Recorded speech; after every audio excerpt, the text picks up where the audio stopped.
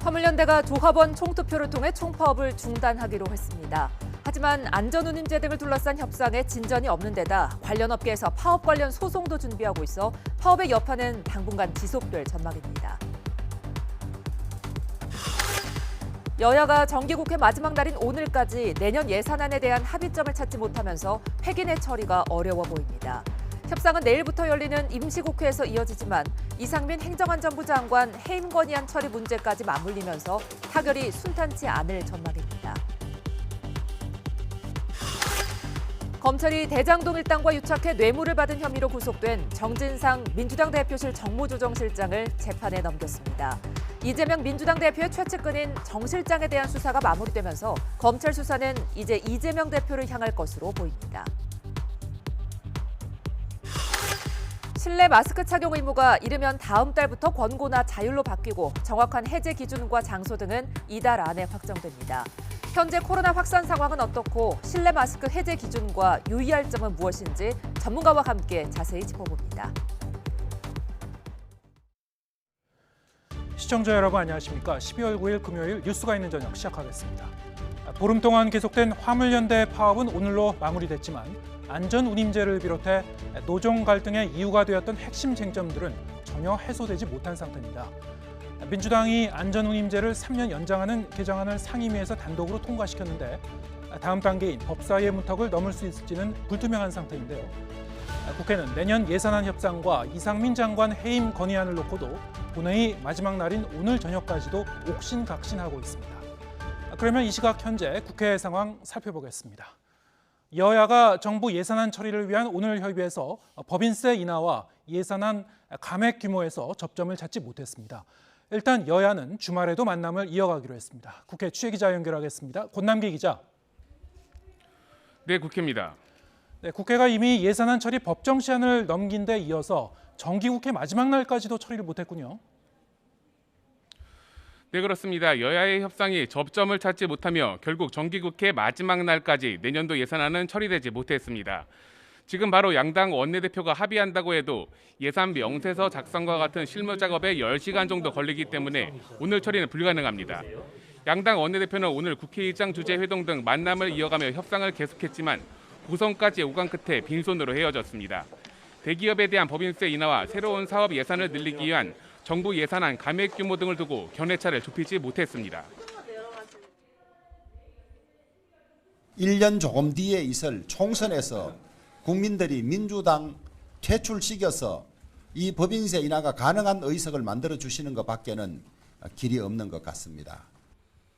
우리로서는 정말 양보할 수 있는 양보를 최대치로 해내면서 임했습니다.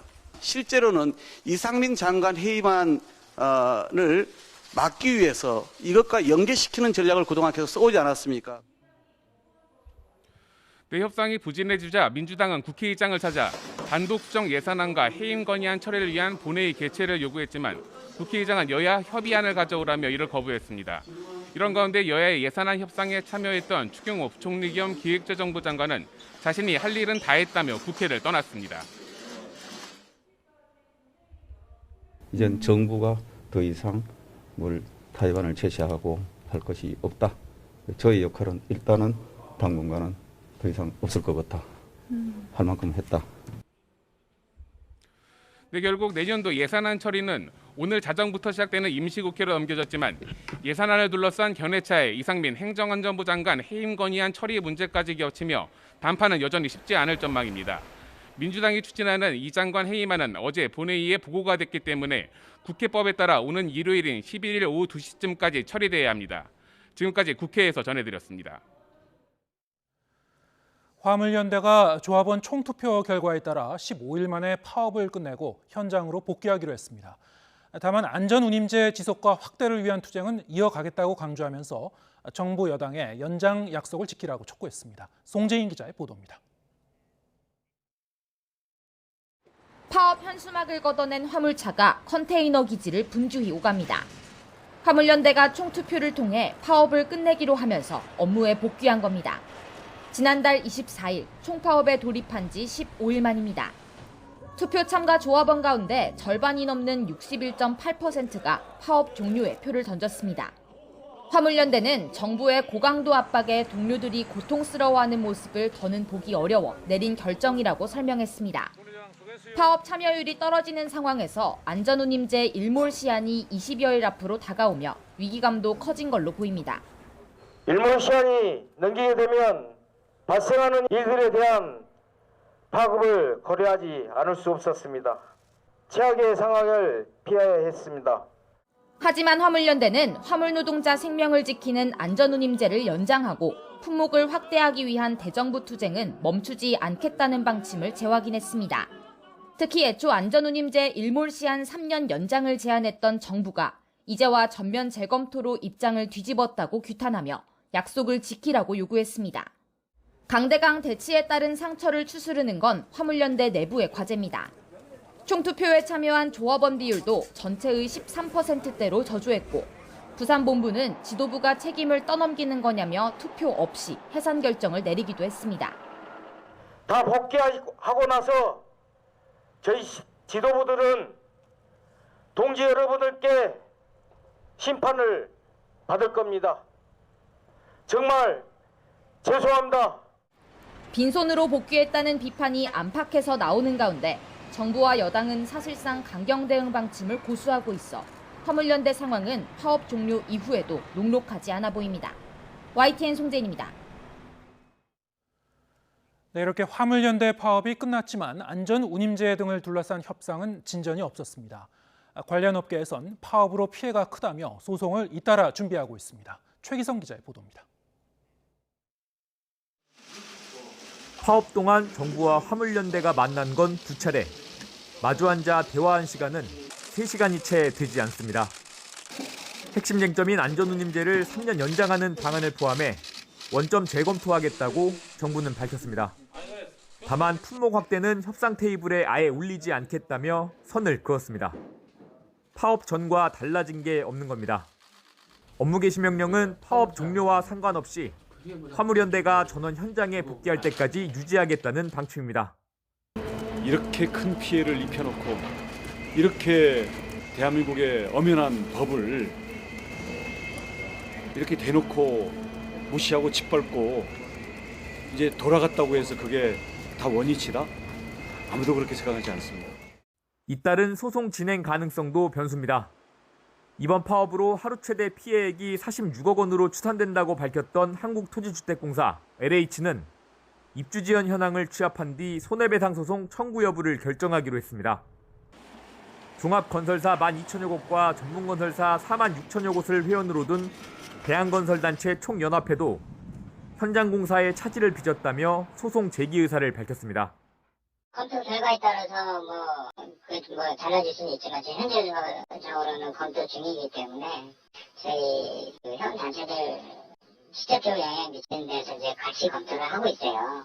한국무역협회 역시 90여 개 업체에서 피해 신고가 접수됐다면서 법적 대응을 검토하고 있습니다.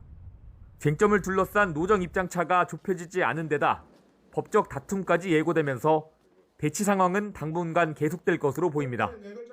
YTN 최기성입니다. 대통령실은 화물연대 파업 철회 결정에 대해 앞으로도 흔들림 없이 법과 원칙을 지킬 것이라고 강조했습니다. 민주당은 이번 운송 거부의 핵심 쟁점인 안전운임제 3년 연장안을 상임위원회에서 단독 처리했는데 앞으로 진행될 여야 협상 과정이 주목됩니다. 정유진 기자가 보도합니다. 대통령실은 화물연대 파업이 우리 경제와 민생에 천문학적 피해를 줬다고 지적했습니다. 제도 개선을 모색하는 계기로 삼겠다는 의지를 함께 밝혔지만 노사 문제에 대해서는 앞으로도 법과 원칙을 지켜나가겠다고 강조했습니다. 흔들림 없이 법과 원칙을 지켜나가며 청년 세대의 일자리 확보, 그리고 노동시장의 이중구조 개선, 공정하고 미래지향적인 노사 문화 조성에 최선을 다하겠습니다.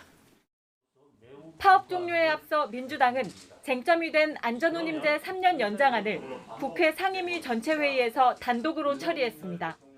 수정한 대로 의결하고자 하는데 이의가 없으십니까? 네, 이의가 없으므로 가결되었음을 선포합니다. 일몰 시한이 20여일밖에 남지 않아 법안 처리를 늦출 수 없다는 겁니다.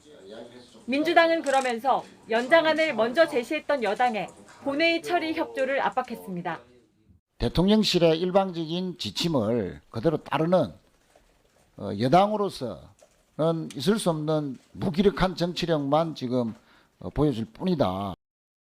반면 국민의힘은 중재안은 이미 화물연대가 파업을 강행한 순간 무효가 됐다면서 원점에서 재논의하겠다는 기존 입장을 고수했습니다.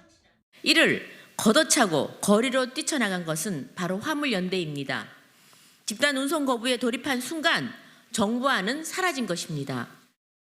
다만 대통령실이 안전운임제와 관련해 국회 논의 과정을 지켜보겠다고 밝힌 만큼 조만간 마련될 여야 협상에 관심이 쏠리고 있습니다. YTN 정유진입니다. 대장동 일당과 유착해 뇌물을 받은 혐의로 구속된 이재명 민주당 대표의 최측근 정진상 정무조정실장이 재판에 넘겨졌습니다. 구속 당시보다 뇌물 액수가 늘어 모두 2억 4천만 원의 뇌물을 챙긴 혐의 등이 적용됐는데요. 검찰은 공소장에 기존에 사용해온 정치적 공동체 대신 정치적 동지라는 표현으로 이 대표와 정 실장의 관계를 설명했습니다. 김다연 기자입니다. 이재명 민주당 대표의 최측근 정진상 정무조정실장이 구속기간 만료를 이틀 앞두고 재판에 넘겨졌습니다. 33쪽에 달하는 공소장에 적시된 혐의는 뇌물과 부패 방지법 위반 등 4가지로 구속 때보다 뇌물수수 규모가 늘었습니다. 정 실장이 2013년 4월에도 유동규 전 성남도시개발공사 본부장으로부터 1억 원을 수수한 정황이 추가로 드러났습니다. 검찰은 공소장에 정 실장이 지난 2013년부터 재작년까지 유 전 본부장에게서 각종 사업 추진 등 편의 제공 대가로 7차례에 걸쳐 2억 4천만 원을 받았다고 적었습니다. 민간업자에게 미래신도시 관련 기밀을 흘려 수익 210억 원을 챙길 수 있게 해주거나 대장동 개발이익 일부인 428억 원을 공동으로 약정받은 혐의도 그대로 적용했습니다. 지난해 대장동 의혹이 불거졌을 당시 유 전 본부장에게 휴대전화를 버리라고 지시한 혐의도 포함됐습니다. 지시를 듣고 휴대전화를 밖으로 던진 유 전 본부장도 뇌물을 건넨 혐의와 함께 재판에 넘겨졌습니다. 앞선 강제 수사 당시 정 실장과 정치적 공동체로 규정됐던 이재명 민주당 대표와의 관계는 공소장에 정치적 동지라는 표현으로 담겼습니다. 이 대표가 정 실장을 가리켜 직접 쓴 표현이기도 합니다. 검찰 관계자는 이 대표의 공모 여부에 대해 공소장에 직접 적시하진 않았지만 정 실장의 역할과 지위를 설명하는 범위 내에서 이 대표를 언급했다고 설명했습니다. 정 실장의 범행 바탕엔 당시 시장과 도지사, 그러니까 이 대표의 최측근이란 막강한 영향력이 있었다는 게 검찰 판단입니다. 정 실장 측은 검찰이 유 전 본부장의 말만 믿고 무리한 기소를 했다는 입장입니다. 김용 전 민주연구원 부원장에 이어 정 실장까지 이 대표의 측근들을 구속 상태로 재판에 넘긴 검찰은 앞으로 제기된 의혹 전반을 확인하겠다고 밝혔습니다. 사실상 대장동 사업의 최종 결정권자인 이재명 대표에 대한 수사 의지를 드러낸 거로 해석됩니다. YTN 김다연입니다. 이와 관련해 더불어민주당 이재명 대표는 법정에서 무고함이 밝혀질 것으로 믿는다고 밝혔습니다. 민주당은 이 대표를 표적으로 간 이른바 카더라 기소라며 강하게 반발했는데 국민의힘은 이 대표도 사퇴하고 수사를 받아야 한다고 공세에 나섰습니다. 손효정 기자입니다. 민주당 이재명 대표는 의원총회를 마친 뒤 기자들 앞에서 정진상 전 정무조정실장 기소와 관련해 직접 입장을 밝혔습니다. 이미 예견된 수순이었고 정 전 실장의 무고함을 믿는다고 강조했습니다. 정치검찰이 이미 정해놓은 수순에 따라서 낸 결론이라 이미 예견된 일이었습니다. 법정에서 진실이 가려지고 무고함이 밝혀질 것으로 믿습니다. SNS에 올린 글에서는 정치검찰이 끝없는 이재명 때리기를 하고 있다고 비판했습니다. 자신을 직접 수사하겠다고 벼르는 모양인데 또 한 번 탈탈 털어보라면서 하늘을 우러러 한 점 부끄러움이 없다고 정면 돌파 의지를 강조했습니다. 당 차원에서도 정 전 실장을 기소한 검찰을 강하게 규탄했습니다. 물증 하나 없이 전해 들은 말로 죄를 만들어낸 이른바 카더라 기소로 규정하고 이 대표를 무너뜨리겠다는 야당 파괴, 정적 제거라고 반발했습니다. 반면 국민의힘은 사필 규정이라며 최측근이 모두 구속 기소된 만큼 이젠 이 대표가 대표직을 내려놓고 수사받으라고 압박했습니다. 민주당을 향해서도 이 대표를 감쌀 게 아니라 당을 지켜야 할 때라고 지적했습니다. 민주당은 이재명 방탄을 위해 정치 보복, 야당 탄압이라는 어불성설의 구호를 외칠 때가 아니다. 민주당 방탄을 나서야 할 때다. 이재명 대표 최측근들에 대한 수사가 사실상 마무리되고 법정 공방이 시작되는 만큼 이 대표의 사법 리스크를 둘러싼 정치권의 논쟁도 더욱 치열해질 전망입니다. YTN 손효정입니다. 서해 공무원 피살 사건을 수사하는 검찰이 당시 청와대 안보계통 책임자였던 서훈 전 국가안보실장을 구속 엿새 만에 재판에 넘겼습니다.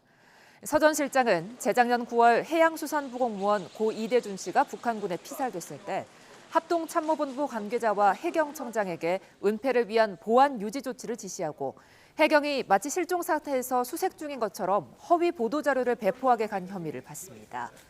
검찰은 또 서 전 실장의 지시에 따라 허위 자료를 배포한 김홍희 전 해경청장도 고인과 유족의 명예를 훼손하고 유족의 정보 공개 청구에 허위 통지서를 작성해준 혐의 등으로 불구속 기소했습니다. CJ 계열사인 한국복합물류의 취업 청탁 의혹을 수사하는 검찰이 지난 정부 청와대 인사비서관의 자택 등을 추가로 압수수색했습니다. 검찰은 이 사건에 노영민 전 대통령 비서실장이 연루됐다고 보고 앞서 출국 금지 조치도 내렸는데 수사가 확대되는 모습입니다. 나혜인 기자입니다. 서울 여의도에 있는 경기도 중앙협력본부 사무실에서 검찰 수사팀이 나옵니다. 이곳 본부장 A씨가 과거 CJ 계열사인 한국복합물류에 상근 고문으로 채용된 경위를 확인하기 위해 관련 자료를 압수수색한 겁니다. 압수수색 지금 종료되신 건가요? 더불어민주당 중진의원의 보좌진 출신인 A씨는 앞서 같은 회사에서 취업 청탁 의혹에 휩싸인 이정근 전 민주당 사무부총장의 후임이었습니다. 검찰은 A씨 역시 이 전 부총장과 마찬가지로 청탁을 받아 한국복합물류에 채용된 취업 대상자라고 의심하고 있습니다. A씨 사무실과 함께 이들의 취업 과정에 개입한 것으로 지목된 문재인 정부 청와대 인사비서관의 자택 등도 압수수색 대상에 포함됐습니다. 검찰은 전직 비서관 윗선으로 노영민 전 대통령 비서실장의 관여 여부도 들여다보고 있습니다. 지난달 한국복합물류 사무실과 국토교통부, 또 다른 전직 인사비서관의 자택 등을 압수수색할 때부터 영장에 노 전 실장을 업무방해 혐의 피의자로 적시했습니다. 노 전 실장이 이 전 부총장의 청탁을 받고 국토부를 통해 압력을 넣어 전문성이 없는 인사를 사기업 고문으로 채용되게 했다고 의심하고 출국도 금지했습니다. 재작년 21대 총선에서 낙선한 이 전 부총장은 노 전 실장에게 실장님 찬스뿐이라는 문자 메시지를 보냈고 고문 자리를 겸직할 수 있다는 답을 받은 것으로 알려졌습니다. 노 전 실장은 혐의를 부인하고 있지만 검찰이 추가 압수수색에 나서면서 사실관계 조사는 불가피할 것으로 보입니다. 검찰 관계자는 기업의 인사채용 권리가 정해진 절차에 따라 지켜졌는지가 위법성을 판단하는 기준이라고 밝혔습니다. YTN 나혜인입니다. 이태원 참사를 수사하는 경찰청 특별수사본부가 앞서 한 차례 구속영장이 기각된 서울 용산경찰서 전 112 상황실장을 다시 불러 조사했습니다. 함께 구속을 피한 이임재 전 용산서장도 조만간 추가 조사해 이르면 다음 주쯤 구속영장을 다시 신청할 거라고 예고했는데요. 혐의 다지기를 통해 다음번엔 이들의 신병을 확보하는 데 사활을 건 모습입니다. 김태원 기자입니다. 서울 용산경찰서 전 112 상황실장이 경찰청 특별수사본부에 다시 소환됐습니다. 지난 5일 이임재 전 용산경찰서장과 함께 구속을 면한 지 나흘 만입니다. 상황실장은 참사 당일 압사가 우려된다는 112 신고가 잇따르는데도 차도로 밀려 나오는 사람들을 인도로 올라가게 해 오히려 밀집도를 높이는 등 부적절하게 대응한 혐의를 받습니다. 특수본은 이런 조처가 참사 피해를 키웠다는 점을 입증하려 힘을 쏟고 있습니다. 이임재 전 서장도 조만간 불러 재조사할 예정인데 참사 현장 도착 시각을 상황보고서에 허위로 적은 혐의를 추가할 방침입니다. 또 두 사람에 대한 보강 수사를 마무리하는 대로 구속영장을 다시 신청하기로 했습니다. 구속영장이 또 기각되면 수사 동력도 치명상을 입는 만큼 혐의를 다지는 데 사활을 걸고 있습니다. 개별 기관의 과실이 모여서 참사로 이어졌다는 게 특수본의 관점.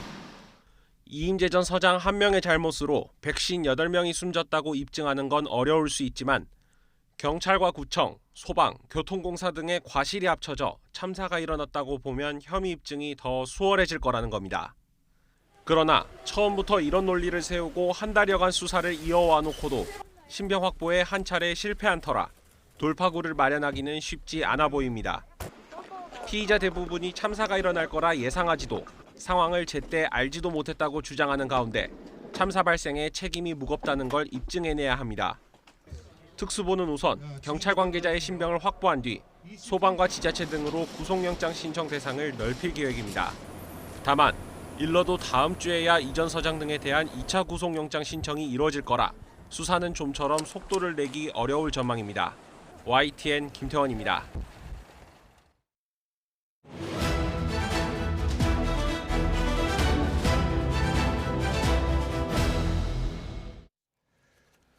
네, 앞서 전해드렸던 국회 상황과 전국 현안 더 자세히 짚어보겠습니다. 정치가 있는 저녁 정가는 코너. 오늘은 국민의힘 배준영 의원, 더불어민주당 신현영 의원 두 분 나오셨습니다. 어서 오세요. 네, 안녕하십니까. 네, 안녕하세요.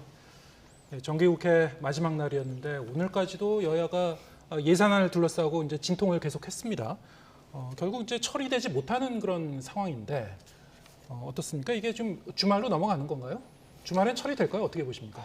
그것도 사실 현재 불투명합니다. 그래서 제가 드리고 싶은 말씀은 이게 윤석열 정부의 첫 공식 예산입니다. 그렇기 때문에 이것은 윤석열 정부가 국민에 대한 약속을 지키는 그런 의미가 있거든요. 근데 네. 민주당은 지금 사사건건이 다 반대를 하고 있어서 마치 대선 후반전으로 가고 있는 그런 느낌입니다.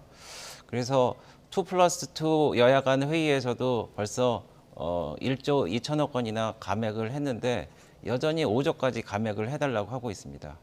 그리고 저는 이 민주당에게 좀 민심을 읽어달라라는 말씀을 하고 싶은데요. 특히 그 예산 부수 법안에 있는 여러 가지 세법들이 있습니다. 제가 조세소위라고 이제 잘 알고 있는데 조세소위에서 그 민주당 의원님들은 그 굳이 언론에 비공개를 하자고 주장을 하셨습니다. 그 이유는 뭐냐면은 종부세 같은 경우에는 원래 1%한테 내는 징벌적인 과세인데 지금 한 주택 소유자의 8%가 내고 있고 서울 주택 소유자의 한 22%가 내고 있는 보편세가 돼 있고요. 전남 광주 같은 데서도 20억 원 정도 내던 게 1,000억 원 정도 내서 지역 균형의 그런 특성이 없어져 갖고 이거 바꿔야 됩니다. 그리고 또 금투세 같은 경우에도 슈퍼개미에게 많이 과세를 한다는 그런 의미도 있지만은 결국은 증시가 무너지면은 개미들도 다 죽거든요. 그래서 무려 5만 명이 청원을 해서 이것을 2년을 미뤄달라고 그랬는데 이것도 질질 끌고 나중까지 그 협상 테이블로 했습니다. 그래서 마지막으로는 법인세 관련해서 그 민주당의 푸른피가 흐른다고 말씀하신 그 저희 김진표 의장께서도 우리 법인세 관련해서는 우리가 중국과 홍콩의 대자본이 이동식인데 그런 것을 대만과 경쟁하는데 우리가 경쟁력이 있으려면은 우리가 법인세를 좀 경쟁력 있게 내려야 된다 이런 말씀도 하셨거든요. 그래서 그런 거를 감안해서 좀 전향적으로 좀 민주당도 나섰으면 하는 그런 바람입니다. 네, 지금 법인세 부분 말씀해 주셨는데 김진표 국회의장이 이제 이를테면 중재안을 내놓으신 건데 민주당에서는 받아들일 수 없다. 좀 막바지까지 이제 핵심 쟁점들 보면 법인세 부분이 굉장히 좀 많이 지적이 되더라고요. 어떻게 보고 계십니까? 법인세 관련해서는 우리 더불어민주당은 초부자 감세에 대해서 현명한 대안을 마련하기 위해서 논의를 하고 있는데요. 중재안에 대한 지금 협의가 진행되고 있다. 다만 어려운 것은 감세를 하더라도 법인과 기업에 있어서 기업 매출이 우리는 2억이나 5억 구간에 낮은 기업 매출에 있는 부분부터 법인세 감세가 이루어져야 된다라고 주장을 하고 있고요. 그럼에도 불구하고 국민의힘은 오히려 매출액이 높은 기업한테 그런 감세 혜택을 줘야 된다. 그렇기 때문에 법인세를 감세하더라도 누구한테 우선순위를 줄 것이냐. 이런 부분에서 국민의힘과 더불어민주당의 의견 차이가 있다라는 말씀드리고요. 그렇기 때문에 우리가 이야기하는 국민의힘이 주장하는 그런 법인세 감세는 초부자를 위한 감세이다. 이런 부분에서의 의견이 조금 더 조율되어야 될 필요가 있다고 생각합니다. 이제 김진표 국회의장이 그 제안하신 그 취지는 지금 타이완 같은 경우도 네, 말씀하셨습니다만, 그렇습니다. 이제 주변 국가의 어떤 그 경쟁 구도 속에서 이 많은 이제 투자를 유치하려면은 타이완 수준으로는 우리도 이제 그 법인세를 좀 낮출 필요가 있다. 타이완은 심지어 지방세도 이제 이 부분이 없기 때문에 우리보다 훨씬 더 유치하기가 유리한 상황이고, 앞으로 이런 경쟁 구도를 봤을 때는 이제 좀 전향적으로 볼 필요가 있다라는 이런 취지였는데, 민주당 쪽은 이제 그 부분을 좀 받아들일 수 없다는 건가요? 우선은 김진표 의장님은 의장으로서의 네. 또 중재를 하셔야 되는 부분이기 때문에 오히려 민주당보다는 좀 더 중립적인 의견을 내신 거라고 생각이 듭니다. 물론 시장 경제 활성화를 위해서 기업들의 뭔가 그런 면세 혜택이나 투자 유치를 더 활성화하는 것은 필요하다고 보는데요. 그럼 우리가 한정된 우리 정부의 재원을 가지고 어디부터 우선순위의 재원을 마련해야 될 것이냐에 대한 논의입니다. 그렇기 때문에 모든 것을 다 면세해 주면 좋겠지만, 만약에 지금 이렇게 경제가 어려운 상황에서 우선순위가 된다면 정말 우리 서민과 취약계층부터의 우선순위를 가지고 논의를 해야 된다는 면에서의 이런 부분이 정말 설득력이 있겠느냐에 대한 부분인 거고요. 아무쪼록 저희 더불어민주당은 정기국회 내에 이런 여야 예산 합의를 도출하려고 최선의 노력을 다했는데, 그럼에도 불구하고 이렇게 마지막 날까지 국민께 송구한 마음을 드립니다. 그럼에도 불구하고 남은 이 기간 동안에 임시회가 이제 열리기 때문에 최대한의 합의를 하기 위해서 노력을 하고 있다는 말씀드리고요. 어제보다 오늘, 그리고 오늘보다 내일은 조금 더 합의점에 가까워지고 있는 상황이다. 그렇기 때문에 저희는 빠른 시간 내에 또 조금만 시간을 더 논의를 한다면 분명히 접점을 만들 수 있다라는 생각이 듭니다. 네. 사실 여야 의원들도 이 평일에 이게 처리가 돼야지 이제 주말에도 좀 쉬실 텐데요. 지금 상황을 보면은 이 주말까지도 임시 국회가 이제 이게 시작이 되면은 계속 이제 비상 대기해야 되는 그런 상황이 아닌가 싶습니다. 협상은 지금 주말에도 계속 되는 거죠? 네, 지금도 원내대표께서 계속 만나는 걸로 알고 있습니다. 네, 원하든 원치 않든 이상민 장관 해임 결의안과 이 예산안이 지금 연동돼서 지금 가고 있는 상황이기 때문에 김진표 국회의장도 여야가 이 부분을 합의를 해야지 상정을 하겠다는 입장 아니겠습니까? 어떻게 보시는지요? 이게 그 해임 결의안 같은 경우에는 지금 이게 상정이 될 것 같습니까? 예산안과 역시 연동이 될 수밖에 없는데요. 네. 근데 해임 건의안은 그 맥락을 말씀드리면은 좀 그 느닷없습니다, 사실은. 네. 근데 저희가 이제 사실 꼭 국정조사를 해야 되느냐, 이런 뭐 대규모 참사니까 저희는 꼭 해야 된다고 생각합니다만은, 예전에 서해 페리 사건 때 침몰 사건이었죠. 한 300여 명 가까운 분들이 돌아가셨고, 대구 지하철 참사 때도 200여 분 가까운 분들이 돌아가셨는데, 그때도 사실 국정조사는 안 하고 철저한 수사를 통해서 밝혔단 말이죠. 이번에 저희가 국정조사를 이제 응한 이유는 딱 한 가지입니다. 이제 정기국회에서 원만한 예산안 처리를 통해서 차가워진 우리 경제를 살리고 국정과제를 해결해 나가기 위해서 저희가 국정조사를 받은 겁니다. 그래서 국정조사를 받고 나서 예산안을 처리하고 국정조사를 실시하고, 국정조사 결과에 따라서 이상민 장관이 과연 잘못이 있고 그렇다면은 그것에 대해서 응당한 책임을 져야죠. 그렇게 이제 모든 것이 다 세팅됐는데 느닷없이 해임 건의안이 나온 겁니다. 그래서 해임 건의안도 나오고, 해임 건의안 안 되면은 탄핵 소추안도 나오고, 무슨 홈쇼핑 뭐 그 3종 세트도 아니고 말이죠. 막 던진단 말이죠. 그래서 저 생각은 뭐냐면은 지금 민주당이 국정조사에 자신이 없습니다. 지금 해봐야 뭐 나올 게 없다고 생각을 하는 것 같아요. 그래서 국정조사를 먼저 던져놓고, 그리고 해임 건의안을 통해서 하는데, 해임 건의안도 사실 지난번처럼 박진 장관처럼 이렇게 헛방이 되고 그러면은 사실 아무 의미가 없으니까 이제 탄핵 소추를 한다는 거 아닙니까? 근데 탄핵 소추는 헌법과 법률에 의해서 위법한 사항이 아니면은 헌법재판소에서 기각되거든요. 그러니까 세 가지 다 사실 유효하지 않은데, 세 가지 다 하는 이유는 제가 볼 때는 3단 점프와 같은 겁니다. 달려서 국정조사 한번 뛰고, 그리고 뭐 해임 건의 한번 뛰고, 탄핵 소추 한번 뛰어갖고, 가급적이면 그런 몸부림을 통해 갖고 윤석열 정부를 한번 흔들어보고 그러려고 하는 그런 저희가 있지 않나, 저는 그렇게 생각을 합니다. 네. 지금 말씀하신 그 부분이 이제 국민의힘에서는 계속 지금 그 반복해갖고 말씀하시고 계신 그런 입장이기도 한데 아까 말씀드렸듯이 이제 김진표 의장은 예산안이 일단은 그 합의 처리가 되고 그 다음에 이제 해임 건의안도 처리된다 이런 입장이기 때문에 민주당 입장에서는 뭐 지금 그 시간이 72시간 내에 해임 건의안을 처리하지 않으면 그게 이제 법 자동 폐기되는 거 아니겠습니까? 예산안도 지금 빨리 속도를 내고 해임 건의안에 대해서도 좀 마음이 급할 텐데 어떻게 하실 계획이신가요, 민주당은? 우선은 배준영 의원이 말씀하신 대로 정말 국민의힘이 진정 그렇게 생각하신다 그러면 국민의힘은 꼰대당입니다. 전혀 사실과 그렇지 않고요. 제가 국정조사위원이기 때문에 자신이 없다? 전혀 그렇지 않습니다. 앞으로도 드러나야 될 상당히 많은 일들이 여전히 특수본 조사에서도 드러나고 있지 않기 때문에 저희가 이런 사실관계 규명을 위해서라도 정말 대통령실의 그날의 상황, 행안부의 그날의 상황, 그리고 서울시의 그날의 상황에 대해서 아직까지 자료 제출이 되고 있지 않아서 드러나고 있지 않다라는 말씀 드리고 싶고요. 특히나 국민의힘은 꼰대 당이면서도 자기 소신도 없습니다. 왜냐하면 지금 예산안에 합의를 안 하는 것도 결국에는 윤 대통령이 추구하는 윤심 예산을 지키려고 하는 거고요.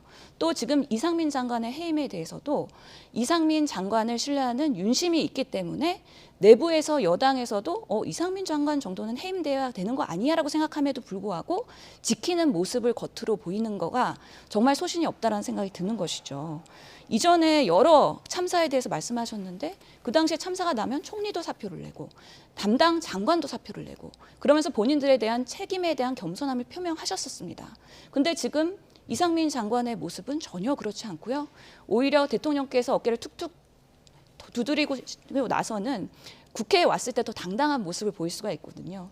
유가족분들께서 진작에 해임됐어야 되는 사람, 파면됐어야 되는 사람들이 아직까지 왜 그 자리에 있느냐고 강하게 질타하시고요. 이런 국회가 뭔가 하는 일이 없어 보인다는 거에 무능에 대해서 어제 모 유가족분은 한강대교에서 극단적인 행동을 하는 모습까지도 저희가 정말 우려스러운 상황에서 그런 모습들을 경험했습니다. 그렇기 때문에 이상민 장관의 해임안은 뭐 더불어민주당이 하려고 하는 거 아니고요. 유가족들이 원하는 바이고 그리고 국민들께서도 이상민 장관이 아직까지 있는 거에 대한 불편함이 있고요. 특히 장관으로서 국정조사에 임한다고 하면 권한을 가진 분이 그 권한을 가지고 출석하는 거기 때문에요. 산하에 있는 모든 공무원들은 장관 눈치 볼 수밖에 없고요. 자료 제출에 있어서 이상민 장관의 눈치를 볼 수밖에 없습니다. 당당하시면 본인의 자리를 내려놓으시고 일반인으로서의 국정조사를 충실히 받아야 된다라고 생각을 합니다. 그런 면에서 이 해임 건의안이 72시간 만에 진행되기 위해서는 적어도 일요일 날 오후 2시 이전에는 처리가 돼야 되는 부분이고요. 그런 부분들이 원만하게 이루어질 수 있도록 저희가 오늘 내일 충실하게 예산안도 합의의 노력을 하고 해임 건의안에 대해서도 지속적으로 노력을 할 예정입니다. 일요일 오후 2시까지 처리가 안 되면 그다음에 민주당은 어떻게 되는 겁니까? 그 다음에 대한 저희가 또 논의가 있어야 되는 건데요. 예. 해임 건의안, 그다음에 탄핵 소추에 대한 준비를 하고 있기 때문에 오히려 해임 건의안이 불발됐을 때 탄핵 소추안에 대한 더 필요성과 국민적 요구가 높아질 수 있다. 그럼 그 명분을 가지고 저희가 과감하게 추진할 수 있을 거라고 생각이 듭니다. 탄핵 소추안으로 직행할 수도 있다 그런 경우에는? 예, 그럴 수 있을 거라고 생각합니다. 네, 그 3단 점프가 스텝이 꼬일 수밖에 없는 이유를 제가 설명을 드리겠습니다.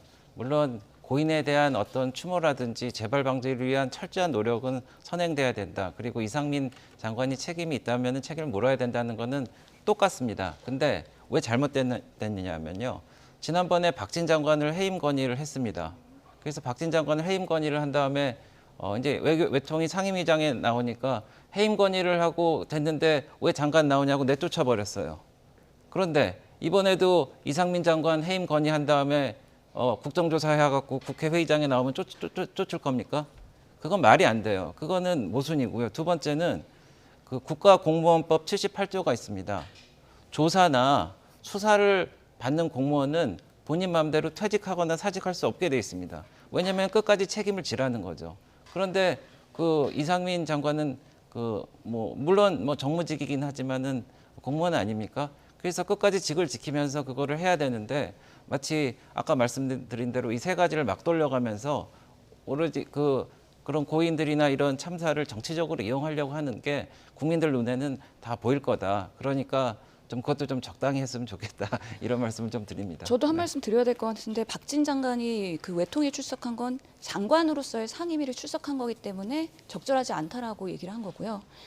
이상민 장관이 해임이 되던 파면이 되던 일반인으로서 국정조사에 임하는 거는 증인으로서 얼마든지 자연인으로서 출석할 수 있기 때문에 그것을 갖다 붙이는 것은 억울하다라는 생각이 들고요. 특히나 이상민 장관이 본인이 그 자리를 지키는 이유가 내가 조사와 수사를 받고 있기 때문에 이 자리를 유지할 수밖에 없습니다. 라고 얘기한 적 한 번도 없습니다. 그렇기 때문에 그런 이유로 그 자리를 지켜야 된다고 한다면 당당하게 물러나시는 게 훨씬 더 조사와 수사를 받고 국정조사를 받는 데 있어서의 국민적 요구와 명분이 된다라고 생각을 합니다. 예, 알겠습니다. 뭐 지금 예산안과 해임 건의안이 어떻게 되는지를 좀 봐야 되는 상황이기 때문에 네. 만약에 근데 이 해임 건의안이 처리가 된다면 국민의힘은 그럼 국정조사를 보이콧하시는 겁니까? 어떻게 되는 겁니까? 그러니까 그 해임 건의안이 먼저 통과되고 그러니까 순서가 바뀌는 거지 않습니까? 저희 입장에서는 느닷없는 거라서 마치 뭐 마차가 말을 끄는 뭐 그런 형국이 돼버리는데 글쎄요, 저는 개인적으로 그런 건 온당치 않다고 생각합니다. 예. 네. 근데 그 부분에 대해서는 뭐 당론이 결정된 바는 없습니까? 저희가 명확하게 결정한 바는 없는데 예. 글쎄요, 근데 그 민주당에서 그거는 신의 성실의 원칙을 어겼다고 생각을 합니다. 아까 그 정신에 대해서는 그 과정에 대해서는 설명해 드린 바와 같습니다. 예. 국정조사 특위 지금 위원이신데요, 신현영 네. 의원께서는 그동안 이 국정조사 특위가 사실상 좀 공전 상태였나요?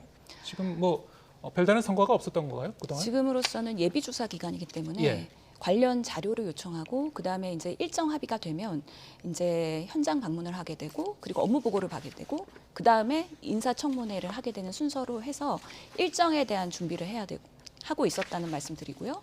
그리고 증인 출석을 해야 되기 때문에 관련된 증인들에 대한 리스트업하는 작업들 그리고 우리가 이 국정조사가 진행이 되면 독립적인 조사 전문가들이 같이 참여를 해서 이 사안에 대해서 들여다보고 보고서를 쓰면서 다음 재난은 어떻게 우리가 대비해야 되는 거에 대한가 그런 내용들에 대한 준비가 필요하기 때문에 그동안에 그런 작업을 하고 있었다라고 말씀드리겠고요.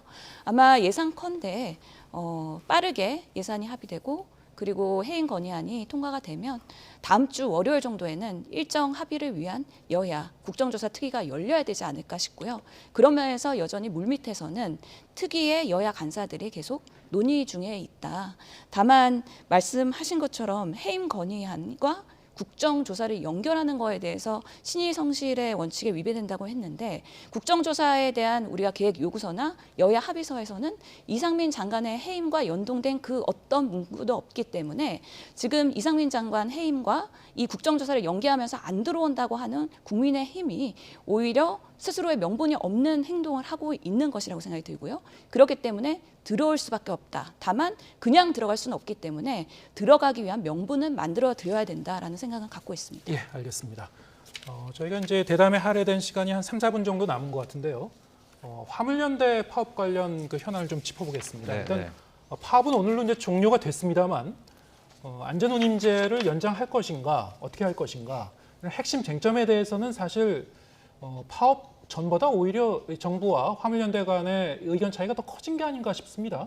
일단 민주당 쪽에서는 이 3년 연장안을 상임위원회에서 단독으로 통과는 시켰습니다만 국민의힘 입장은 어떻습니까? 이제 법사위에서 좀 협조를 해주실 건가요?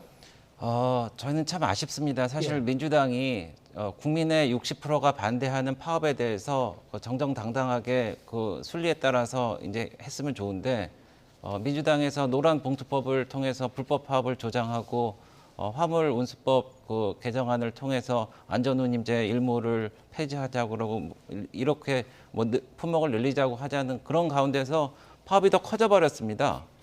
그래갖고 걷잡을 수 없어져 갖고 저희가 업무 개시 명령을 내렸는데 지금 민주당이 손을 들었습니다. 그래서 3년 정도를 하는 게 적당하겠다 하고 지금 그 파업도 이제 압도적인 표로 지금 멈췄지 않습니까? 그래서 지금 사실 저희가 3년을 연장했을 때는 파업을 하지 않고 저희가 그 서로 성실하게 협의를 하고 하자는 그런 전제하에서 그렇게 했거든요. 근데 민주당도 그렇고 사실 화물연대도 그렇고 그게 응하지 않고 3조 원에 이르는 피해가 일어났거든요. 그래서 앞으로 이런 거를 저희가 정말 그 엄격하게 공정과 상식에 의해서 하지 않으면은 이런 사태가 재발할 것이다. 이런 거에 대해서 굉장히 우려가 많습니다. 그래서 이 상황은 좀 지켜보고 저희가 일단 명확한 원칙을 천명한 것은 옳은 방향이라고 생각합니다. 네. 근데 애초에 이제 3년 연장하는 안이 네. 파업 시작 전에는 그 정부의 안이었거든요, 그게. 네, 그렇습니다. 예, 지금은 이제 그걸 인정할 수 없다는 겁니다. 아니, 그러니까 그 파업을 목전에 두고 예. 이제 우리가 멈추면 세상을 멈춘다. 그리고 시멘트라든지 컨테이너라든지 실제로 그렇게 세상을 멈추다시피 한 그런 상황이었지 않습니까?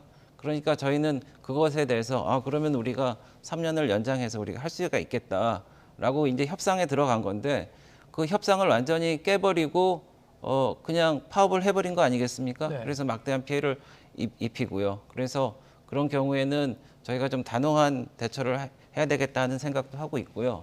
이게 이렇습니다. 1984년 같은 경우에는 영국의 대처 수상이 한 수익성이 없는 20개 탄광에 대해서 2만 명을 해고했는데 이분들이 1년 동안 불법 파업을 하고 나라에 굉장한 피해를 미쳤습니다. 그렇지만은 결국은 해결을 했고 1981년도에는 레이건 대통령이 당시 항공관제사 노조가 파업을 했습니다. 근데 무려 1만 1,000명을 해고하고 다시는 그 연방 공무원으로 근무할 수 없도록 하는 단호한 조치를 했습니다. 물론 단호한 조치가 다 좋다고 할 수는 없지만은 국가 경제에 미치는 그런 심대한 피해를 생각하고 또 민주노총이 지금 상위 10%의 노조입니다.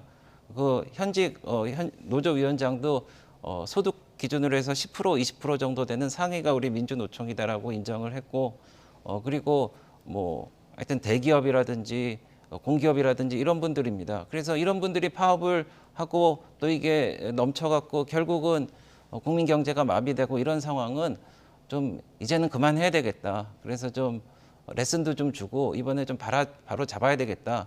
그런 생각을 정부도 하고 있고 국민들도 하고 있는 것 같습니다. 예, 알겠습니다. 지금 이제 말씀 들어보면은 이제 이 국회에서 민주당이 이게 상임위에서 통과시킨 이 3년 연장안을 여야가 어떻게 협의할지는 좀 더 지켜봐야 되긴 할 것 같은데요. 가능성은 그래도 뭐 양방향으로 좀 열려 있지 않은가 싶기도 하고. 하지만 이제 박홍근 원내대표 같은 경우에는 다음 주 16일까지 이 부분이 국회에서 처리가 안 되면은 여러 가지 뭐 국무회의까지 가는 그런 시간적인 그 여유라든가 이런 걸 감안했을 때 연말이면 이 안전운 임자가 이제 자동으로 일몰되는 것이다. 이게 반드시 처리해야 된다. 뭐 이런 입장이신 것 같은데 어떤 그 플랜을 갖고 계십니까? 국민의힘에서 협조를 안 해주시면은 이제 또 이제 꽉 막혀버리는 건데요. 예. 우선은 이 화물 이 연대 파업에 대해서 저희가 중재를 하고 있는 모습입니다.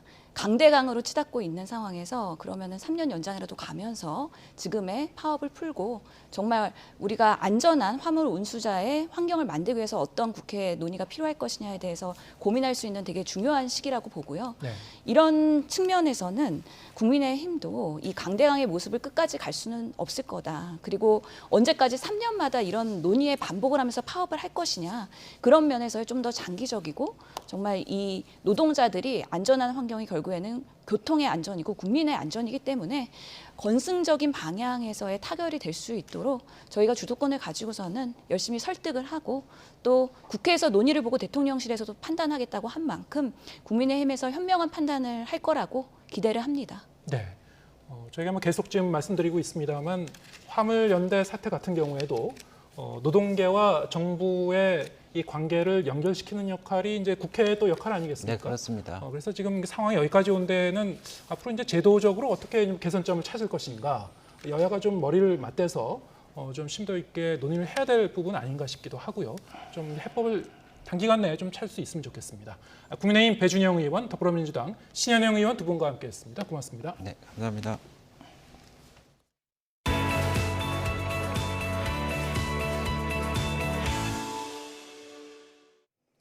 국제교육의 최종 성적표인 경상수지가 지난 10월 가까스로 흑자를 유지했습니다. 그러나 흑자 규모는 지난해 같은 달보다 크게 줄었고 가장 큰 비중을 차지하는 상품 수지도 한 달 만에 다시 적자로 돌아섰습니다.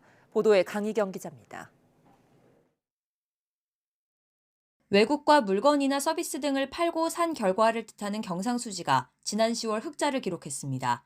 10월 경상수지는 8억 8천만 달러로 지난 9월에 이어 2달 연속 흑자 기조를 유지했습니다. 그러나 규모 자체는 지난해 같은 달보다 71억 3천만 달러나 급감했습니다. 사실상 적자를 겨우 피한 수준입니다. 세부 항목별로 보면 가장 큰 비중을 차지하는 상품 수지가 14억 8천만 달러 적자로 한 달 만에 다시 적자로 돌아섰습니다. 세계적인 경기 둔화 등으로 수출이 위축된 반면 수입은 늘어난 영향이 반영됐습니다. 수출에선 반도체와 가전제품이 특히 부진했습니다. 주요국 성장세 둔화, IT 경기 부진 등으로 수출이 감소하고 원유 등 에너지류 위주로 수입 증가세가 지속되면서 상품 수지가 적자로 전환되고 서비스 수지는 소폭 흑자를 기록했습니다. 그러나 1년 전보다 흑자 폭이 많이 줄었는데 코로나19 방역이 완화돼 해외여행이 늘면서 여행 수지 적자 규모가 커진 탓입니다. 해외 현지 법인에서 받은 배당 수입이 늘어나면서 배당, 이자 등의 움직임을 나타내는 본원 소득 수지는 22억 6천만 달러 흑자를 기록했습니다.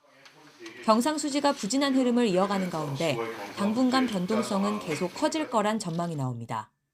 다만 향후 국제 유가 하락으로 수익 감소가 기대되는 반면에 글로벌 경기 둔화, 국내 물류 차질 등 수출 불안 요인도 상당해서 당분간 월별로 경상 수지의 높은 변동성이 예상이 됩니다. 한은은 일단 11월에서 12월 경상 수지가 균형 수준이면 올해 경상 수지 전망치인 250억 달러 흑자는 달성할 수 있을 것으로 보고 있습니다. 다만 수출이 2달 연속 감소세인데다 무역 적자 폭도 확대되고 있어서 연말 경상 수지가 다시 적자를 보일 가능성도 배제하기 어렵다는 목소리가 나옵니다. YTN 강희경입니다. 실내 마스크 착용 의무가 이르면 다음 달부터 권고나 자율로 바뀌고 정확한 해제 기준과 장소 등은 이달 안에 확정됩니다. 이런 가운데 다음 주부터는 12살 이상 청소년도 코로나19 개량 백신을 접종받을 수 있게 됩니다. 신윤정 기자입니다.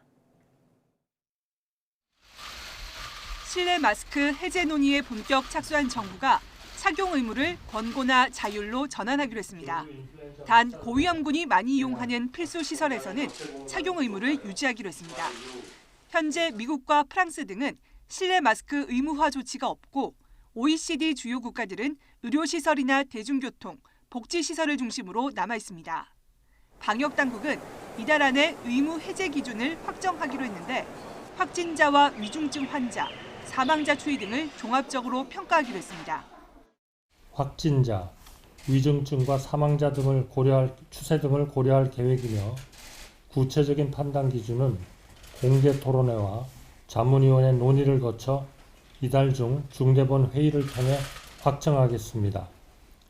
실내 마스크 의무 해제를 앞두고 개량 백신 접종 대상은 청소년으로 확대됩니다.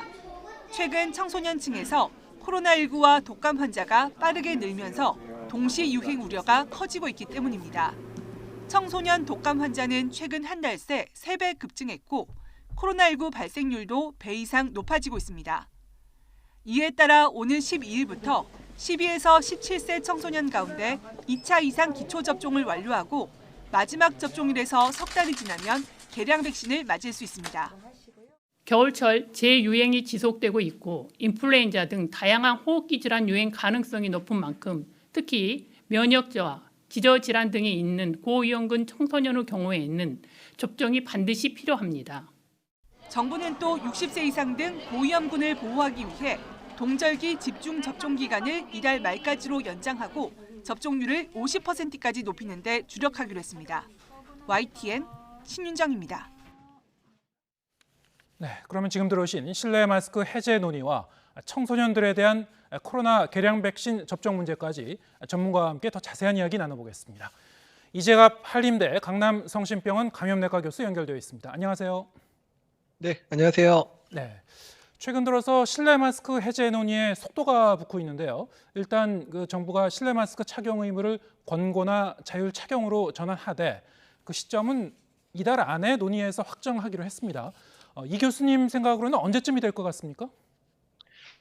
예, 일단 이제 이번 겨울 유행이 상황에 따라서 좀 조정이 될 수 있을 거로 생각이 드는데요. 특히 아직은 이제 확진자 규모도 늘고 있고 중증 환자나 사망자가 늘어나는 상황이라 12월 안에는 힘들 거로 생각이 들고 이번 겨울 유행이 안정화되고 또 인플루엔자나 RSV 같은 특히 소아청소년에서의 이제 감염자가 늘어나는 그런 바이러스의 상황 자체가 안정이 되면 빠르면 1월 말, 늦어도 이제 3월 개학 전에는 시작될 거로 예상을 하고 있습니다.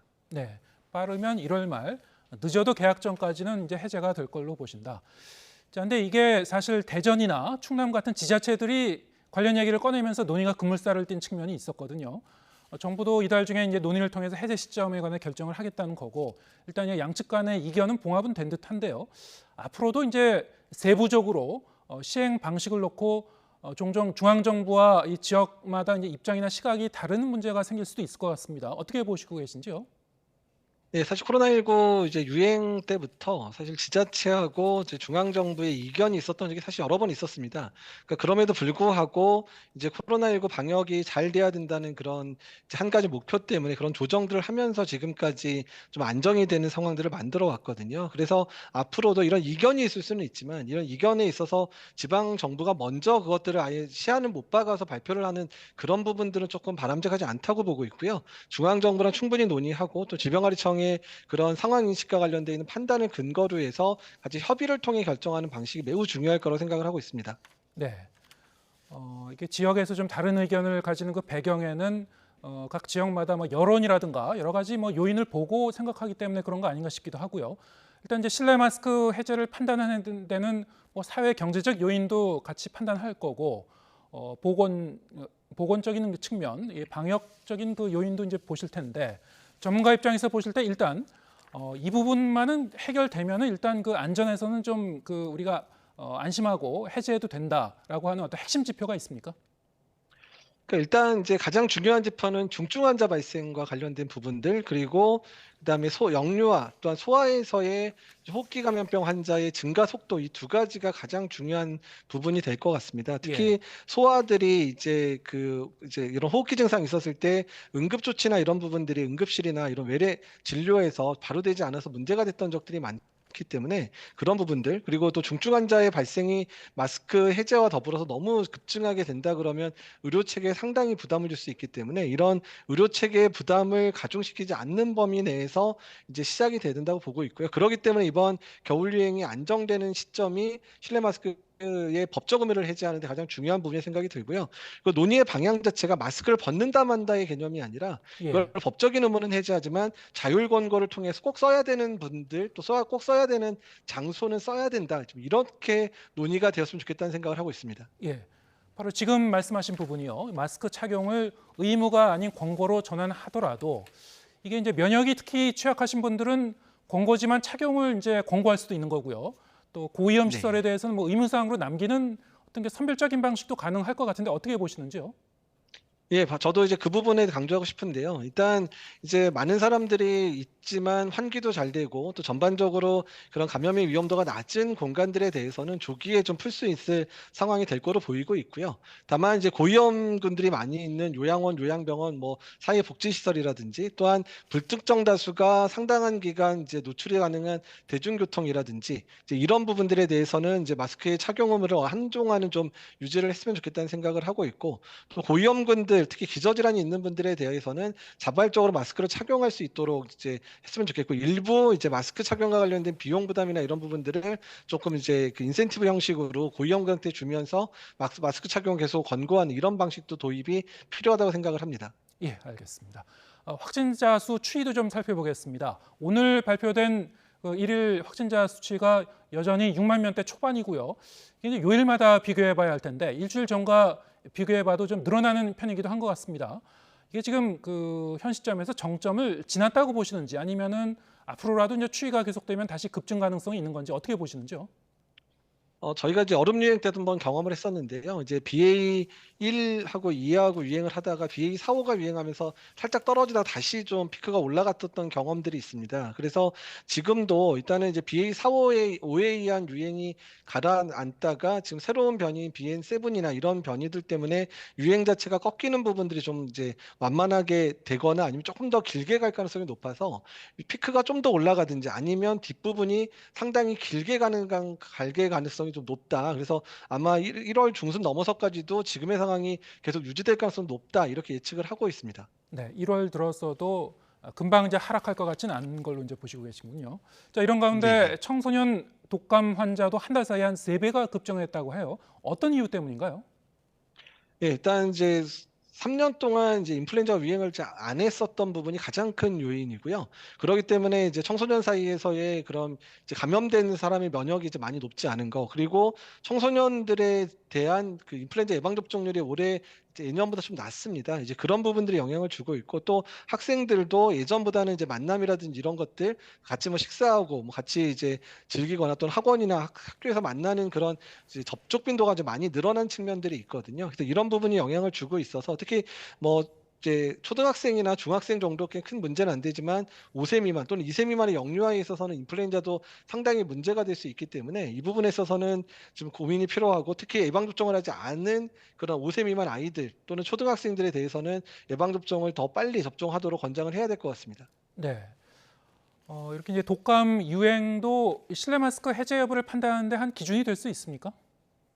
예, 기준이 될 수 있는 게 이제 의료 자원이라는 건 한정적이어서 코로나19가 반유행하고 인플루엔자 반유행하면 사실 그거에 의한 중증 환자라든지 중환자실 또 외래 진료나 이런 거에 상당히 부담을 줄 수 있습니다. 그래서 두 가지 유행의 전체 규모 자체, 또 두 가지 그 바이러스의 전체 중증 환자의 범위 자체가 이제 마스크 착용과 관련된 부분에 영향을 줄 거여서 의료 자원이 부족하지 않은지 또는 의료 자원 체계가 부담을 느끼지 않는지가 마스크 착용의 범위를 좀 빨리 하는지 안 하는지에 대한 이제 중요한 이제 분기점이 될 가능성이 높습니다. 네. 그런가 하면 다음 주 월요일부터는 12세 이상 청소년도 코로나19 개량 백신을 접종받을 수 있게 되죠. 그동안 이제 안정성이 이제 검증이 됐는지 이런 걸 좀 더 봤었던 것 같은데, 이런 부분에 대한 어떤 그 의구심이 완전히 해소된 상태여서 그런 건가요? 어떤 배경이 있는 건가요?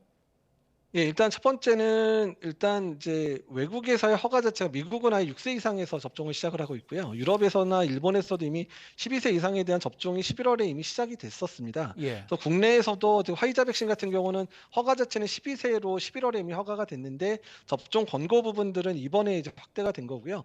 일단 미국에서의 지금 이제 6세 이상의 접종자가 꽤 많은데 안전하게 접종을 잘 하고 있다는 것들, 그리고 여러 임상 상황에서 소아청소년에서 예방 접종이 괜찮다는 것, 또 기존의 mRNA 백신과 이 백신이 큰 차이가 없기 때문에 기존 mRNA 백신에 큰 문제가 없었던 청소년에게 또 이 지금의 개량 백신은 큰 문제가 없을 거다. 이제 이런 부분에 의해서 이번 접종이 결정됐습니다. 네. 방역 당국이 이제 겨울철 재유행 우려에 따라서 추가 접종 계속 권고하고 있는데요. 실제 접종률은 여전히 이제 저조하다고 하죠. 목표치에 비해서는 절반 수준이라고 하는데, 이렇게 접종률 낮으니 어떻게 보시고 계십니까?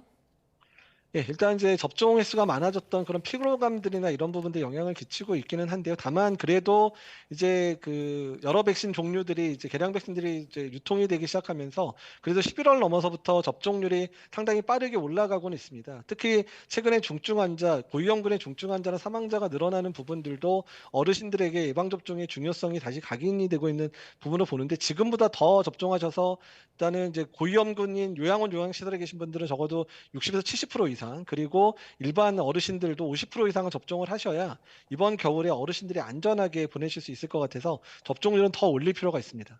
예, 알겠습니다. 오늘 말씀 여기까지 듣겠습니다. 지금까지 이재갑 한림대 강남성심병원 감염내과 교수와 함께했습니다. 고맙습니다. 네, 감사합니다.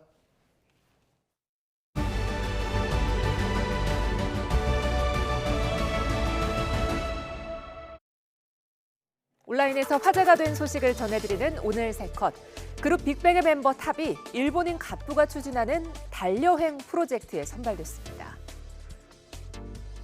디어문 프로젝트, 일본 온라인 쇼핑몰 조조타운 창업자인 마에자와 유사쿠가 추진하는 달여행 계획인데요. 함께 우주선에 탑승할 멤버 8명 중 1명으로 빅뱅의 탑이 선정됐습니다. 이들은 내년 일론 머스크의 민간 우주기업 스페이스X가 개발 중인 스타쉽 우주선을 타고 엿새 동안 달 주변을 돌고 지구로 귀환할 계획입니다. 우리나라 사람 중 유일하게 선발된 탑은 꿈을 가진 사람이라면 무엇이든 가능하다는 것을 느끼게 해드리고 싶다고 소감을 밝혔는데요. 예정대로 우주여행을 떠난다면 한국 민간인으로는 첫 사례가 될 전망입니다. 영화 타이타닉의 주제곡을 부른 가수, 세계적인 가수죠. 셀린 디옹이 몸이 뻣뻣하게 굳는 희귀 불치병 진단을 받았습니다. 본인이 직접 SNS를 통해 공개했는데요. 화면으로 함께 보시죠. 디옹이 직접 희귀 신경질환인 전신근육 강직 인간증후군을 앓고 있다고 설명하는 영상입니다. 디옹은 이 병이 100만 명 중 1명꼴로 걸리는 매우 희귀한 질환이라면서 자신의 모든 근육 경련을 일으킨다는 점을 이제 알게 됐다고 고백했는데요. 때때로 걷는 것을 어렵게 하고 노래를 부르기 위해 성대를 사용하는 것도 허락하지 않는다며 눈시울을 붉히기도 했습니다. 이 병은 소리와 촉각, 감정적 자극에 따라 근육 경련이 나타나는데요. 이번 진단에 따라 디옹은 내년 콘서트 일정을 전면 취소했고 투어 공연 계획도 오는 2024년으로 미뤘습니다.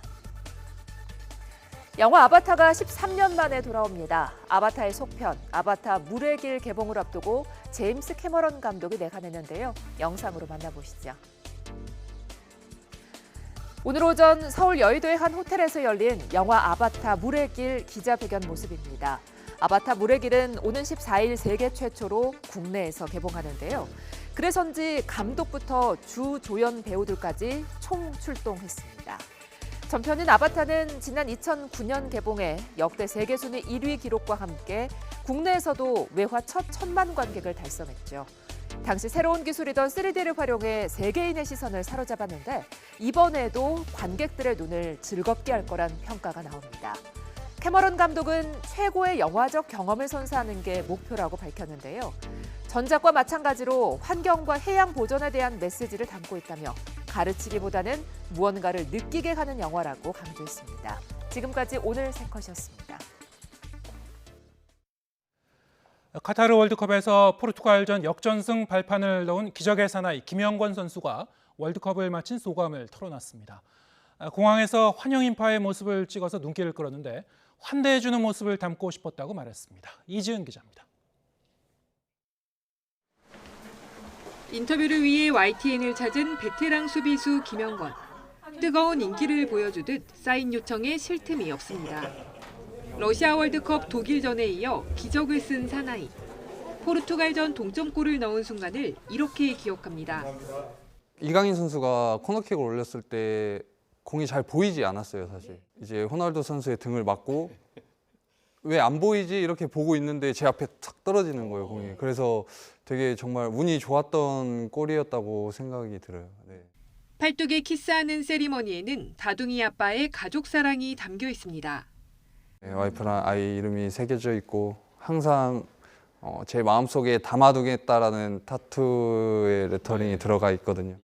태극마크를 달고 뛴 100번째 경기였던 브라질전을 마치고 국내에서 15번째로 센츄리 클럽에 이름을 올렸습니다. 좀 만감이 교차했던 것 같아요. 100경기라는 경기를 이제까지 쭉 돌아봤을 때 정말 힘든 적도 많았고 정말 스스로에게 좀 자책도 많이 했었고 그런 생각이 쭉 스쳐 지나들면서 입국장에서 팬들이 환호하는 모습을 찍은 배경에는 예전 월드컵 때의 아픔이 담겨 있습니다. 지난 두 번의 월드컵은 환대라기보다는 좀 많은 꾸중을 들으면서 입국을 해서 정말 이번에는 이 환대받는 모습을 찍고 싶었어요, 사실. 네, 정말 남기고 싶었고. 행복한 월드컵을 마친 베테랑 수비수는 또 다른 시작을 준비하고 있습니다. 추운 겨울이었지만 저희 카타르 월드컵을 치르는 동안만큼은 정말 따뜻한 겨울이었던 것 같고 앞으로 한국 축구 더 많이 발전할 테니까 선수들도 한국 축구를 더 발전하기 위해서 노력할 테니까 지금처럼 많은 응원 부탁드리겠습니다. YTN 이지은입니다. 네, 세계인들의 뜨거운 관심 속에 카타르 월드컵이 계속 진행되고 있습니다만 그 이면에는 이런 일도 있었습니다. 경기가 벌어지는 기간에도 외국인 노동자가 사망하는 일이 일어나는데 조직위원회 미온적인 대처로 비판이 더 커지고 있습니다. 유재복 기자의 보도입니다.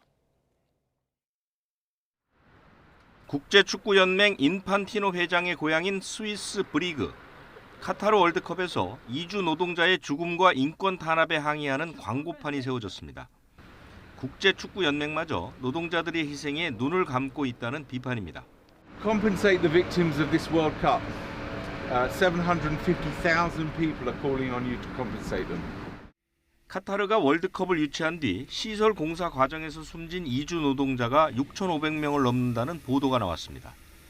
인도와 파키스탄, 네팔 등에서 온 노동자들은 일당 만여 원에 40도 넘는 무더위 위에서 혹사당했습니다. 카타르 당국은 사망자가 40명이라고 밝혔지만 믿는 사람은 많지 않습니다. 월드컵이 치러지는 기간에도 필리핀 노동자가 사망하면서 비판이 커졌는데 국제축구연맹은 논의를 피하기에 급급했습니다. That we are talking about things that we have already discussed months and months and months and times again. Sorry. Thank you. Bye. 카타르 측에선 오히려 언론을 탓하며 책임을 떠넘깁니다. Narrative. And honestly, I think a lot of the journalists have to question themselves and reflect on why they've been trying to bang on about the subject for so long. 인권단체 등에서는 월드컵 상금에 상응하는 4억 4천만 달러를 이주 노동자 피해 지원에 써야 한다고 주장합니다. 하지만 카타르와 국제축구연맹은 정확한 조사 결과를 지켜봐야 한다며 구체적인 대책을 내놓지 않고 있습니다. YTN 유재복입니다.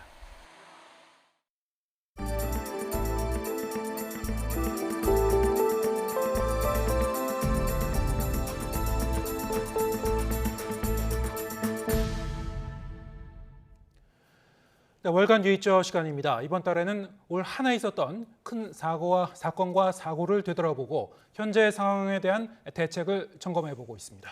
오늘은 SPL 제빵 공장에서 일어난 20대 여성 노동자 사망 사고를 되짚어봅니다. 민대용 PD 나와 있습니다. 안녕하십니까? 네, 어서 오세요. 네, 안녕하세요. 네, 이른바 끼임 사고로 20대 여성 노동자가 사망한 사건이었죠. 참 가슴 아픈 사건이었는데 자, 이 사건을 다시 짚어봤다고요? 네, 지난 10월 15일이었습니다. SPC 그룹 계열사인 SPL의 경기도 평택 제빵 공장에서 일하던 20대 여성 작업자가 액체와 고체를 배합하는 교반기에 끼어 숨졌는데요. 사고가 발생한 다음 날 현장을 천으로 덮어두고 옆에서 작업을 계속하도록 조치한 점 등이 알려지면서 국민적 공분이 일기도 했습니다. 현재는 경찰이 안전장치가 설치됐는지, 안전수칙은 제대로 지켜졌는지 등에 초점을 맞춰서 수사를 진행하고 있습니다. 네, 지금은 상황이 좀 변했는지 궁금한데요. 직접 현장을 다녀왔죠? 네, 사고가 발생한 지 오늘로 56일째인데요. 현장은 어떤 변화가 생겼는지 또 비슷한 식품 제조업체의 상황은 어떤지 제가 직접 돌아다니면서 다양한 분들의 얘기를 들어봤습니다. 영상으로 직접 보시겠습니다. 23살 여성 노동자가 샌드위치 소스 혼합기에 끼어 숨지는 사고가 난 시민들 사이에선 SPC 제품을 사지 말자는 재발방지 대책 마련하라! 이 회사 사무실과 공장을 압수수색했습니다. 안전관리 시스템을 철저히 재점검하고 안전 경영을 대폭 강화하도록 하겠습니다.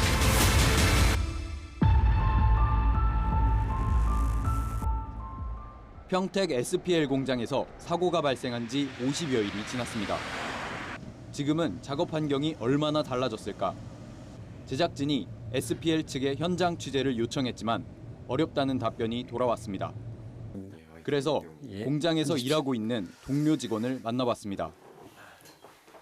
동료들은 아직도 비극적인 사고의 충격에서 벗어나지 못하고 있었습니다. 저희가 정말 이 일에 대해서 안타까웠죠. 그분이 근무 환경이 열악하다고 그랬고 좀 쉬는 시간도 모자르고 근무 환경이 안 좋아서 회사에 지원 요청도 많이 하고 하지만 사고 이후 작업 환경이 조금씩 개선되고 있다고 전했습니다. 일주일에 한 번씩 이제 30분씩 교육을 시킵니다. 이제 교육장에 가서 안전에 대한 교육도 시키고 또 중간중간 쉬는 시간도 좀 늘려주고 지금 이제 2인 1조로 잘 지키도록 지금 회사에서도 인원을 많이 투입하고 하고 인터록 장치도 지금 노동부에서 권고한 사항대로 하는데 하지만 작업량과 노동 강도 등 작업 환경은 여전히 녹록지 않다고 말하는데요. 또 주야 막교대라는 엄청난 노동 강도로 일을 해야 되는데 우리가 안전을 다 지키면서 일을 할 수 있냐는 거죠. 우리가 새벽에 일을 하게 되면 이 집중력이 굉장히 많이 떨어지거든요.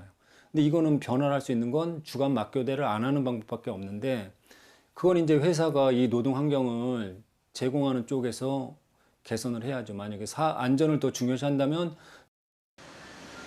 유사한 생산 공정을 갖춘 다른 공장들의 실태는 어떨까? 제작진이 산업안전보건공단 측과 울산에 있는 한 식품 제조 공장을 찾아 점검해봤습니다. 최근에 SPL 사고 때문에 최근 한 달 동안은 식료품 제조업을 비롯하여 혼합기를 사용하는 유형기계 설비를 사용하는 사업장으로 점검하게 되었습니다. 공장 내부에는 사람 몸집보다 큰 교반기가 여러 대 가동되고 있습니다. 액체와 고체를 혼합하는 식품 공장의 필수 장비인데요. 다행히 이곳은 안전 덮개는 물론 덮개가 열렸을 때 자동으로 작동을 멈추는 장치까지 갖춰져 있습니다. 이런 교반기 같은 경우에는 최소한 이런 덮개가 있으셔야 되고요. 덮개에 대해서 열렸을 때에는 인터록을 걸어서 안에 회전 날개가 정지해서 끼임 사고를 예방할 수가 있을 것 같습니다. 이 밖에도 작업 레일과 승강기 등 사고 위험이 높은 곳에는 안전장치가 설치돼 있었습니다. 하지만 아직도 안전조치가 미흡한 작업장이 많습니다. 고용노동부가 사고 직후 식품 제조 공장들을 일제 점검한 결과 절반 넘는 곳이 안전조치 위반으로 적발됐습니다. 모든 설비별로 안전장치나 안전조치가 되어 있어야 되는데 아직도 많은 사업장에서는 이런 안전장치와 안전조치를 무시하는 이런 사업장들이 좀 많이 있었고요. 현장에서 일하는 노동자들은 안전시설을 갖추는 것도 중요하지만 무엇보다 안전에 대한 인식과 문화가 변해야 한다고 말합니다. 충북의 식품업체 공장에서 만난 양창우 씨도 생산성만 강조하는 작업 문화를 지적합니다. 정상적으로 FM대로 안전하게 작업을 한 사람보다 일단은 편법을 사용해서 잘 돌린 사람, 많이 생산만 하면 되는 사람이 평가를 받다 보니까 안전적인 작업을 하기가 굉장히 어려운 환경이죠. 근데 그 사람들이 마음의 여유를 가지고 작업을 할 수 있는 환경을 만들어줘야 된다는 생각을 해요. 결국 안전보다 생산성과 효율을 강조하는 작업 문화가 변하지 않는다면 이번 끼임 사고와 같은 안전사고는 반복될 수밖에 없다고 말합니다. 속도를 빨리 해서 생산성을 최대한 많이 할 수 있도록 라인이고 모든 걸 다 최적화 시켜놨거든요. 근데 문화 자체는 뛰어갈 수밖에 없는 문화를 만들어 놓고 이제 회사가 요구하는 건 안전하게 위주하라. 그럼 그게 안전이 되냐는 거죠. YTN 민대용입니다. 네, 여러 이제 사업장의 상황도 이제 짚어봤습니다만, 특히 이제 올해 중대재해처벌법이 시행이 되면서 이번 SPL 사고 책임을 어디까지 물을 수 있을지도 관심이죠. 네, 지난 1월 27일부터 이른바 중대재해처벌법이 시행됐는데요. 중대산업재해 법안 핵심은 중대산업재해가 발생한 경우 사업주 또는 경영 책임자 등의 1년 이상의 징역 또는 10억 원 이상의 벌금을 부과하도록 규정한 부분입니다.